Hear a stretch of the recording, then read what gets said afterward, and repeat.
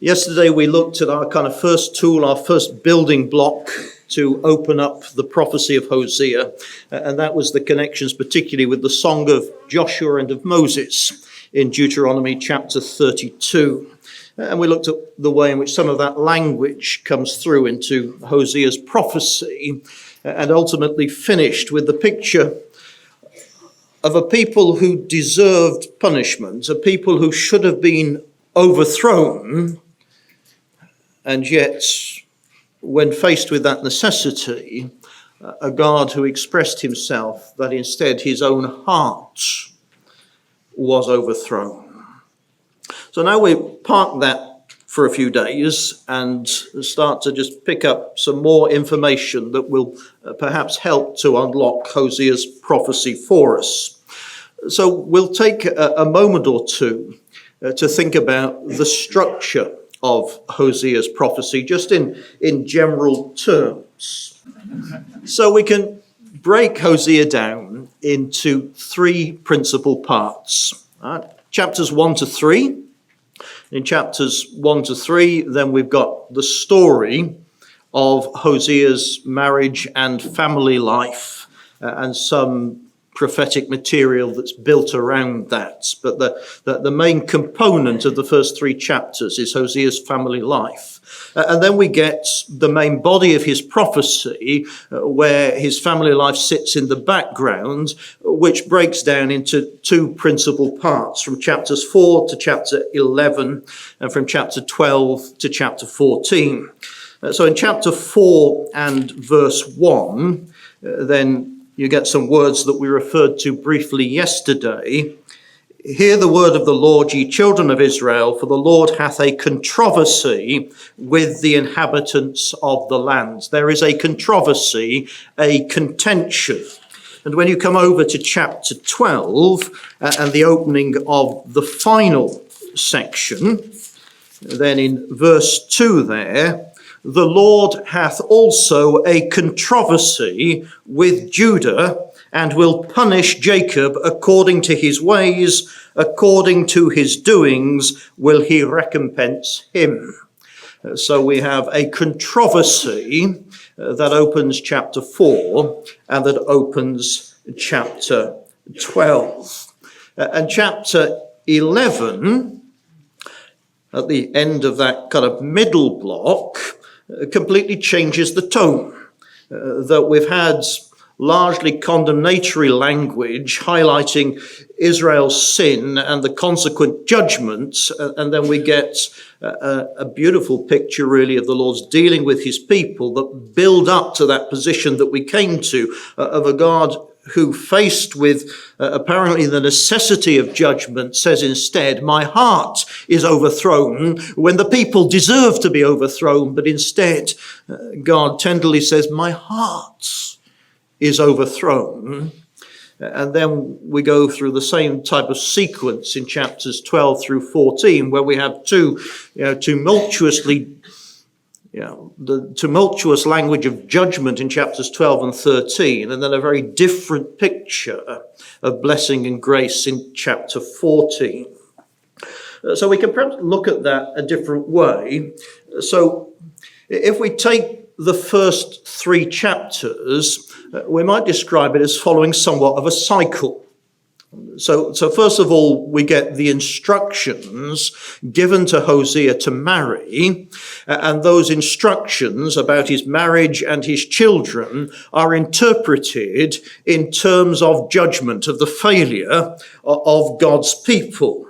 But then at the end of chapter 1, that language is turned around and becomes the language of restoration. And then in chapter 2, we return to the language of failure and the language of judgment, again reflected against the background of Hosea's family.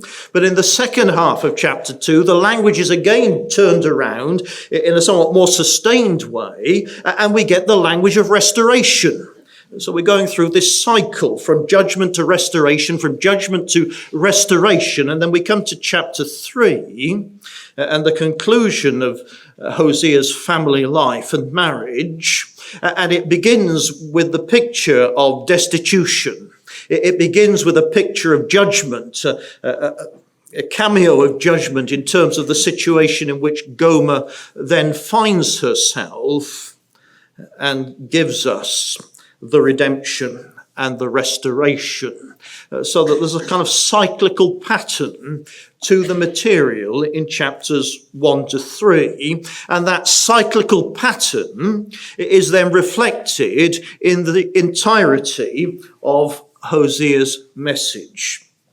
Now, I am in a privileged position this morning because I'm pretty sure 5 minutes have passed there and that clock is still giving me 45.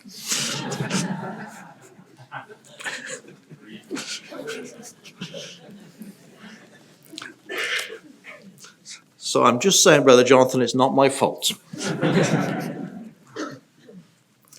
And so this cyclical pattern is repeated in the entirety of Hosea's prophecy. So if we take chapters 1 to 3 as an introduction, then chapters 4 to 10, then we get largely a message about failure and about judgment, although there are appeals to return contained within it, before we get the opportunity of restoration and redemption in chapter 11. And then once again, we go into the picture of failure and judgment before we do get the hope of restoration and redemption in chapter 14. So there's this cyclical feature of the way in which the material works in Hosea's prophecy. Now, what I'd like to draw attention to for the bulk of our study this morning is the way in which Hosea uses kind of his vocabulary, certain words, and that in a way, the words that Hosea uses reflects the same cycle. So let me give you a little example. If you come for a moment to chapter 6 of Hosea's prophecy, and look at one of the metaphors that he uses here. So in verse 4 of chapter 6, O Ephraim, what shall I do unto thee? O Judah, what shall I do unto thee for your goodness?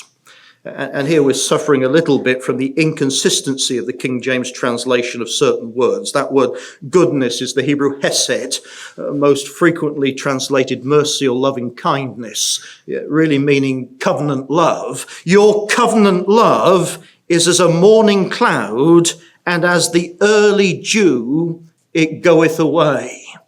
So that we get this picture that the covenant love, that perhaps the appeal to return at the beginning of chapter 6 has stimulated, quickly evaporates. That the early morning mist, the clouds of mist in the early morning are quickly burnt off by the sun. The dew that lies upon the ground first thing in the morning quickly evaporates, particularly in the heat of the Middle East. Not perhaps so much on a morning like we have here today, but in the heat of the Middle East, that morning dew evaporates very quickly. The covenant love evaporates very quickly, and we have that metaphor of the dew that conveys that. Now, when we come over to chapter 13, Hosea once again employs the figure of the early morning dew as a metaphor.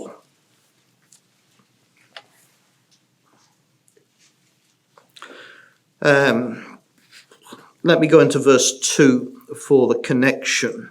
Now they sin more and more, and have made them molten images of their silver, and idols according to their own understanding, all of it the work of the craftsman. They say of them, let the men that sacrifice kiss the calves. Or perhaps more accurately, with the margin, the sacrifices of men kiss calves. So the situation in Israel, particularly in the northern kingdom, with the worship at Bethel and Dan, is those that are happy to murder men kiss the calves, give their devotion to the calves, when they should be sacrificing calves and giving their devotion to the living God of Israel. And then in verse 3, therefore they shall be as the morning cloud and as the dew that passeth away. So in chapter 6, their covenant love has evaporated like the dew. Therefore, the judgment will be like the evaporation of dew. They're going to be like the dew, quickly taken away because of their failure in idolatry and the behavior that results from it. So, chapter 6 kind of identifies their failure. Chapter 13 relates it to judgments. Now, that image of the dew comes again in chapter 14. Verse 5, God says, I will be as the dew unto Israel. He shall grow as the lily and cast forth his roots as Lebanon. So the metaphor that's been used of failure and of judgment in chapter 14 is turned around, and it becomes a metaphor for the nourishment of God's goodness, that God will provide fruitful conditions for his people, that he will be like the dew, giving life to that which grows for Israel. And the language that the prophet has applied to judgments is turned around to be the language of restoration. Now let me illustrate that again, because it's not just one random metaphoric example. If you read the early chapters of Hosea particularly, then Hosea seems to be pretty keen on lists, right? Keeps on listing things. So you've got a list in Hosea chapter 1 and verse 7. We touched on this verse briefly yesterday. But I will have mercy upon the house of Judah and will save them by the Lord their God, and will not save them by a whole list of human means of salvation, things that men might use to save themselves. I will not save them by bow, nor by sword, nor by battle, by horses, nor by horsemen. Right? It's like Hosea wants to be exhaustive. Why not say, well, I'll not save them by bow and by sword? But no, he's going to give you the full list. He's not going to save by bow, by sword, by battle, by horses, by horsemen.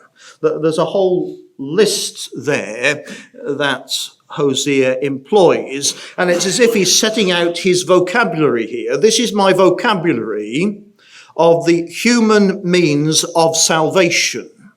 And I've set out, Hosea seems to be saying, this exhaustive list at the beginning of my prophecy, so that later on as you go through my prophecy and I reference just a few elements of that list, you can relate it back to the whole. Right? So, for example, when we come to one of the restoration sections in the second half of chapter 2, then Hosea draws from this list of human means of salvation. In that day, chapter 2 and verse 18, in that day will I make a covenant for them with the beasts of the field and with the fowls of heaven and with the creeping things of the ground, and I will break the bow and the sword and the battle out of the earth, and I will make them to lie down safely. So we've got three of those elements that come together from the lists. That again, God is going to take these away. He's going to break these human means of salvation. They don't do anything.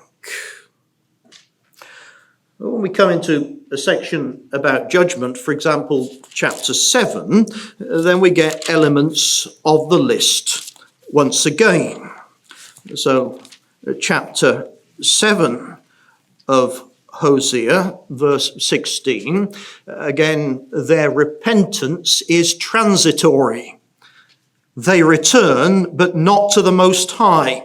They are like a deceitful bow, a bow that is not true, a bow that cannot be trusted, that lets you down in the battle. Their princes shall fall by the sword. And again, we've got the bow and the sword, two things that appear consecutively in the list of human means of salvation. These are the things that Israel is relying upon. But that will not save them. And then we come over to chapter 10, and we get an isolated member of that list, battle or war. I'll get it in verse 9, in a kind of historical reference, so we get it in verse 14, again in a contemporary reference, but with more of an overtone of judgment. Verse 14, for example, of Hosea chapter 10, therefore shall a tumult arise among thy people, and all thy fortresses shall be spoiled, as Shalman spoiled Beth-arbel in the day of battle. So you've got the sword you've got battle, warfare, used as an instrument of judgment. But interestingly, within the pattern of the list, you've got bow, sword, battle, and then in chapter 2, you've got bow, sword, battle, and then as you work through Hosea's prophecy and the elements of that list, again, you've got bow, sword in chapter 7, and then battle in chapter 10. So that the same sequence is being maintained. But then you get sword used again in chapter 11 and chapter 13, just in isolation, as if the list is kind of shrinking, that Hosea needs less elements of the list in order to remind you that he's talking about all these human means of salvation and the way in which man relies upon them inadvisedly, and that they will ultimately become instruments of judgment against God's people. But horses and horsemen have dropped out of the list. The prophet hasn't referenced them until he gets to the end of his prophecy in chapter 14. And suddenly he picks up the beginning of the prophecy again with the horses and the horsemen. And his people speak in chapter 14, Asher, that is Assyria, shall not save us. We will not ride upon horses. Right, so the word horses is the same word. Ride is a different word to horseman, but it's the same idea, isn't it? It's riding on a horse. We're not going to ride on a horse. We're not going to ride upon horses. That they've come to the situation that God described at the beginning of the book, that their trust is in God. Assyria won't save us. One of their big fallacies, that they were going to make an alliance with the Assyrians and that would save them. Assyria will not save us. We're not going to ride upon horses and horsemen. And that language of the human means of salvation has been turned around. When we come to chapter 14, they've appreciated that their salvation lies elsewhere. Or we could pick up another list, going back to the early part of Hosea in chapter 2. We've got a list, repeated lists of God's gifts.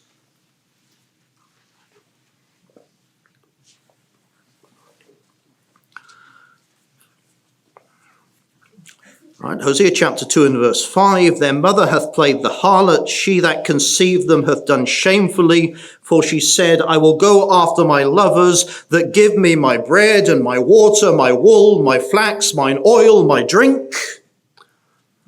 So there's a whole group of things that are being listed together, and then some of them overlap, but generally the list is extended in verse 8 when God says, for she did not know that I gave her corn and wine and silver and gold, which they prepared for Baal. That you've got this building up of a very long list of God's gifts to his people that were not appreciated, and that instead were attributed to the Baals and offered to the Baals. And then elements of that list recur within Hosea's prophecy as if referencing the whole. Having sent out the whole lengthy list is the almost exhausted list of these agricultural gifts of God and material gifts of God misused by his people. Then by just taking some elements of that list, then Hosea can reference them. So we get it in chapter 2 and verse 9, where God responds in judgment because of this attitude. Therefore will I return and take away my corn in the time thereof, and my wine in the season thereof, and will recover my wool and my flax. And there's two elements from verse 5 and two elements from verse 8 that are taken away as referencing, well, the whole of those things that God spoke about in verse 5 and verse 8 would be taken away in his response to the iniquity of his people. Or later in the chapter, then the corn and the wine get referenced together as elements of those lists. Hosea chapter 7 and verse 14. They have not cried unto me with their hearts when they howled upon their beds. They assemble themselves for corn and wine, and they rebel against me. And so we get the corn and the wine taken from that list, and again linking back to the original purpose of that list and saying, well, Israel are misusing these gifts that God has provided, that they're intent on the gifts themselves and an indulgence in the gifts that ultimately come from the grace of God, instead of upon recognizing the source of those gifts and the need to reflect their source in giving again to the Almighty that which they have graciously received. You get the same idea at the beginning of chapter 9. Rejoice not, O Israel, for joy as other people, for thou hast gone a whoring from thy God. Thou hast loved a reward upon every corn floor. The floor, that is the threshing floor, and the winepress shall not feed them, and the new wine shall fail in her. And then you've got corn, wine, and oil from the list brought together. Those covenant blessings reflected particularly in the book of Deuteronomy as the blessings of the land to which God brought his people. Those covenant blessings misused and indulged upon, becoming a basis for lust in the practices of God's people instead of being rightly used. And then if we were to go back to chapter 4, then in chapter 4, then we've got an isolated element from that list as part of the depiction of Israel's idolatrous failure. Whoredom and wine and new wine take away the hearts. They take away the minds. They take away the understanding. They take away an emotional connection as well to the Almighty. And one of those things that is a gift of God's is being misused, particularly in the context of idolatrous rituals and worship. Then elsewhere in the prophecy, then the material things of silver and gold, again, highlight the failure of Israel and the need for judgment. Chapter 8 and verse 4. They've set up kings, but not by me. They have made princes, and I knew it not. Of their silver and their gold, they have made them idols. Again, those gifts of God used for the wrong purpose. They've made them idols that will result in their destruction, that they may be cut off. But all that language which is used to highlight Israel's failure and the consequent judgments that stems from that failure, then also appears in the restoration sections. So like the reference to human means of salvation that appears in chapter 2 in the positive part of that chapter, in the restoration section of that cycle of chapters 1 to 3, then you get elements from the list, this list that appear in that section as well. Now we're going to touch on these verses that have to do really with a covenant, a betrothal, a marriage covenant between God and a people at the end of Hosea chapter 2 in a little more detail later in the week. But in the course of this section, and perhaps we should just note that the word here in this verse is not a good translation. The word is really response. And so within the context of verse 22 here, the word answer is perhaps the best translation in English. The earth shall answer the corn and the wine and the oil. So those gifts which God has given but Israel has misused in her failure now come back into a right relation in this restoration section when they are referenced in the new covenant that God makes at the end of chapter 2. And when we come to the full picture of redemption and restoration, the hope for that end in chapter 14, well, then we get them again. All right, chapter 14 and verse 7.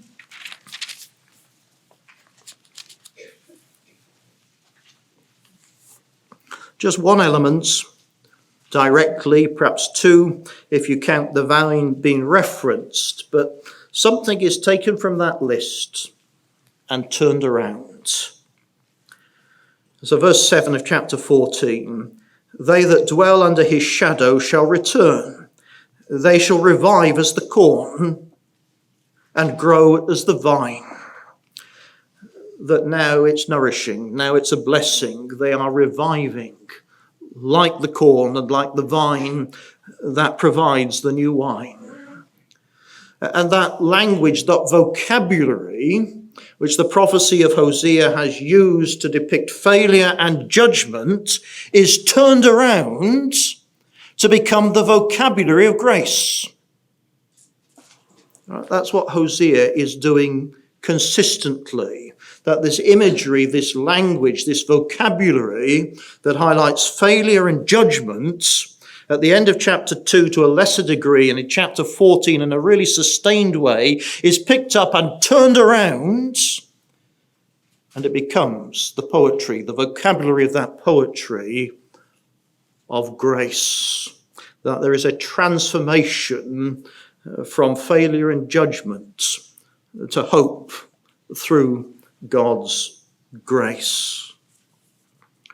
Now let's just look at that in a slightly different way with another list, a list that Hosea gives us in chapter 4.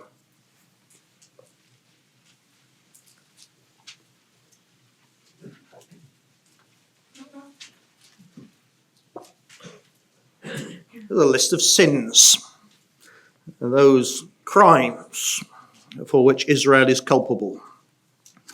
Hosea chapter 4 and verse 2, by swearing and lying and killing and stealing and committing adultery, they break out and blood touches blood.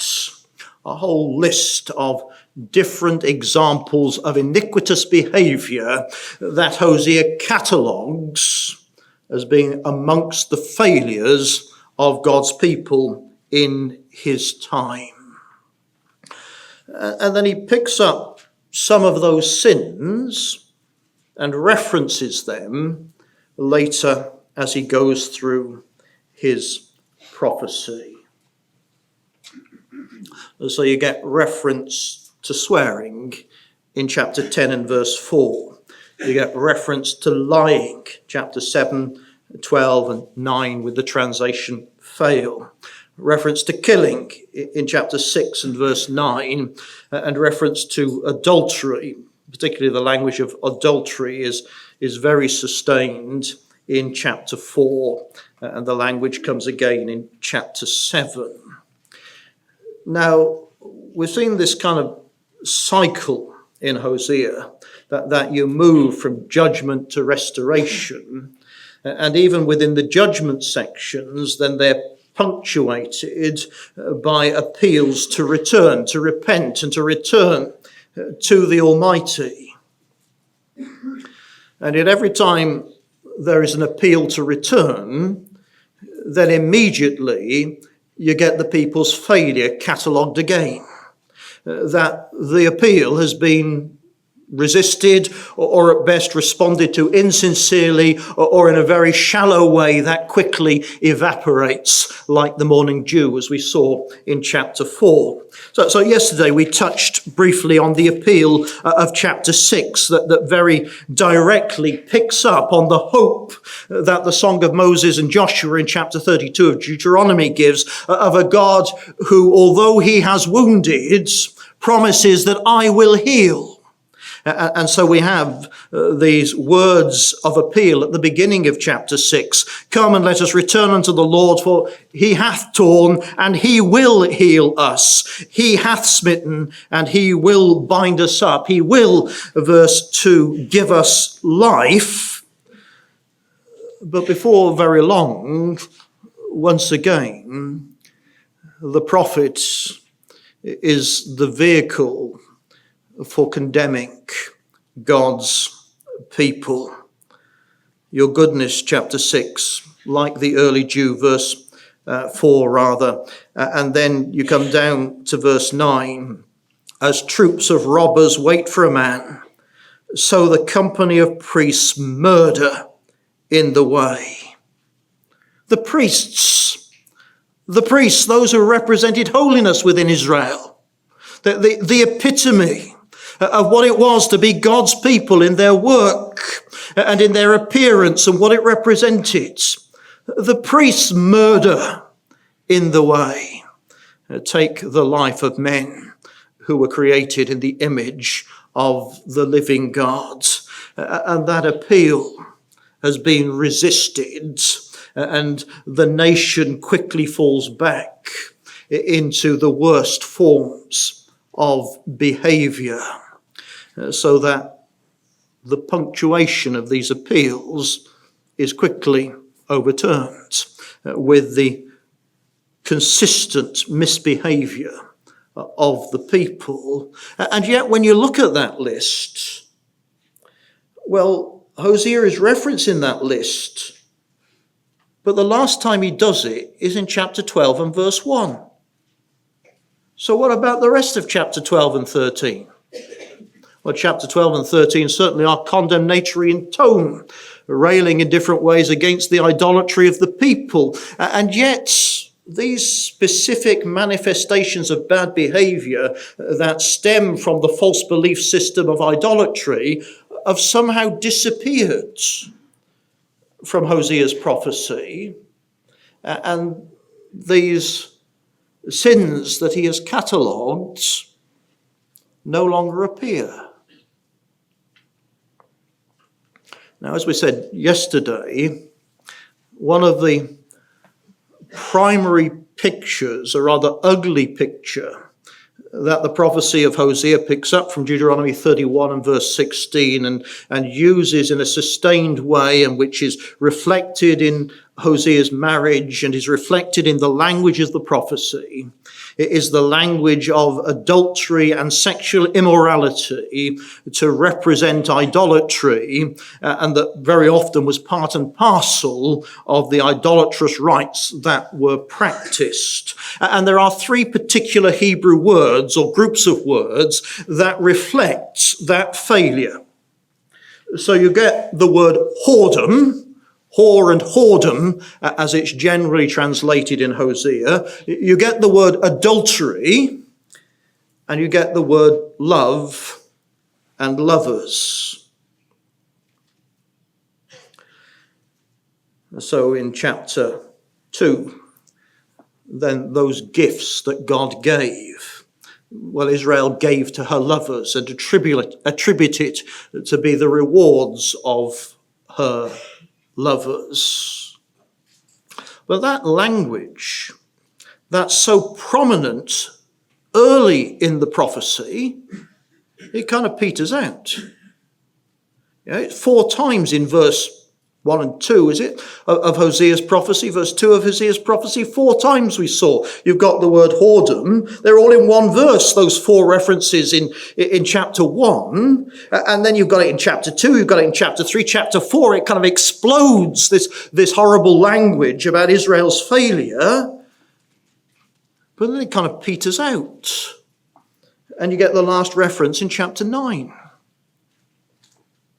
And it's supported by the language of adultery that comes in that same section, but you get the last reference in chapter 7, verse 4. And so you're left with the third words, the third word of love and lovers. That does continue throughout Hosea's prophecy. But when we come to chapter 11, then the word is turned around in terms of its meaning, or at least the chapter begins to hint at a turnaround in the way in which that word has been used. So up to chapter 11, then this particular Hebrew expression has been used consistently of Israel's self-love and her love for lustful things and her love for false gods. But suddenly in chapter 11, when Israel was a child, then I loved him. And the word that's been used for Israel's false love is applied to the love of God. And verse 4, a picture of betrothal, a picture of the building of a relationship, of the developing of a relationship between a man and a woman, used of the relationship between God and Israel in verse 4. I drew them with cords of a man, with bands of love. And again, the word love begins to be used of the love of God. And that word that up until chapter 11 has consistently been negative begins to change. And yet there is a negative reference again in chapter 12. It's there in verse 7 that Ephraim is a merchant. The balances of deceit are in his hand. He loves to oppress. But when we come to chapter 14, it is fully and completely expressive of the love of God. Chapter 14 and verse 4, I will heal their backsliding. I will love them freely, for mine anger is turned away from him. And the language that has been the language of condemnation, that has very powerfully expressed the failure of God's people, just peters out, disappears, and one element of that language is transformed and becomes the language of God's love, a love given freely, that their backsliding and their stubbornness will be healed, and I will love them freely, unconditionally, says the Almighty in that transformative picture of redemption in chapter 14. So that, again, this language, this vocabulary of judgment disappears. It is turned around to become the vocabulary for Hosea's poetry of grace. I've got one more list. There are other lists that you can find, but one more list, and we find it in that section at the end of chapter 2 that is describing a new covenant in the context of a marriage covenant, the renewal in the background of Hosea's marriage. So that if I make this point today, I won't have to make it on Thursday. So when you look at Hosea chapter 1, then Hosea's marriage and family is in the foreground, and God stands in the background. He's reflected in Hosea's circumstances that he's instructed Hosea to bring about. In chapter 2, God moves into the foreground as the primary speaker, and Hosea moves into the background. Hosea is still there, but God is in the foreground, but Hosea's family situation is very much there in the background. And then in chapter 3, Hosea steps back into the foreground, and God is reflected in the background, as it were, by those actions which Hosea has been stimulated by the Almighty to perform. So both parties, both relationships, God's relationship with his family and Hosea's relationship with his family are equally there in both chapters, but with a different person in the foreground in different parts. So in chapter 2, and when we have this betrothal covenant and marriage covenant at the end of chapter 2, it's God that is in the foreground, but Hosea is still there. It still reflects what will happen in his family. And God talks about all these things that he will use in this covenant for the betrothal of his people. I will betroth thee unto me forever. Yea, I will betroth thee unto me in righteousness, in judgment, in loving kindness, in mercies. I will even betroth thee unto me in faithfulness. Whole catalogue of qualities that will be part of this marriage covenant. Loving kindnesses. There, again, the Hebrew word hesed, often translated mercy, primarily meaning covenant love. And the word mercy is that comes at the end of verse 19, a very different word that really means compassion, or perhaps the best translation in English would be pity. Right? So God betroths in judgment, in righteousness, in covenant love, in knowledge, in faithfulness, and in pity. Those are the qualities that he brings to bear in restoring this relationship and making a new marriage covenant.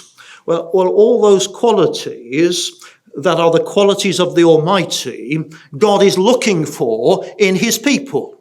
Now, we know, don't we, that God's purpose is God manifestation.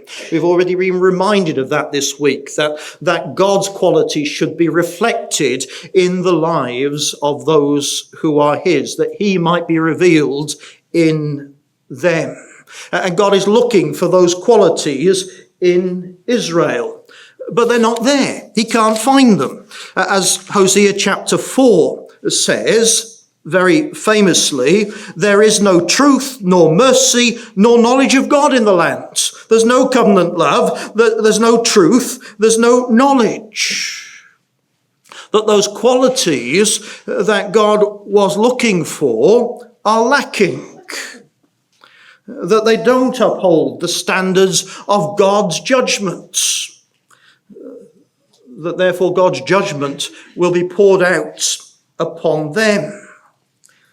And I've highlighted chapter 6 there again because judgment in chapter 6 comes in conjunction with some of those other qualities that we've seen in chapter 4. And we've seen that the covenant love is like evaporating dew and mist being burned off in chapter 6 and verse 4. And famously in verse 6, for I desired mercy and not sacrifice, and the knowledge of God more than burnt offerings. That God is looking for those qualities on the part of his people. But it's as if as he goes through Hosea's prophecy that he's not looking for the full list. Okay, the full list is being referenced, but it's as if God is saying in chapter 4, well, just give me covenant love and give me a knowledge of the Almighty and I'll be satisfied with that. Or in chapter 6, well, give me covenant love and give me knowledge and give me judgment and I'll be satisfied with that. Or in Chapter 12. Well, give me covenant love and give me judgment, and I'll be satisfied with that. That I'll do without the full list. I'll give you the opportunity to repent and just show some of these characteristics and not all. Although I'm aware, of course, in the fullest sense, you have to have all. But as if God, in a sense, is just saying in his various appeals to Israel, well, I'll make the conditions easier.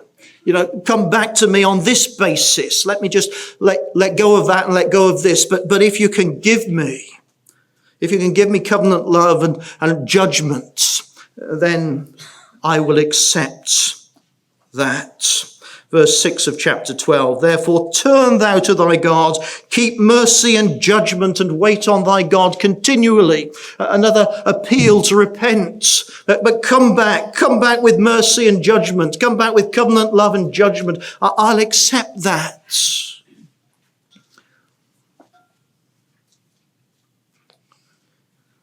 But the list keeps peeling away and peeling away until we come to chapter 14 and that wonderful picture of hope and redemption. And God says, on this basis, a people will be redeemed and restored.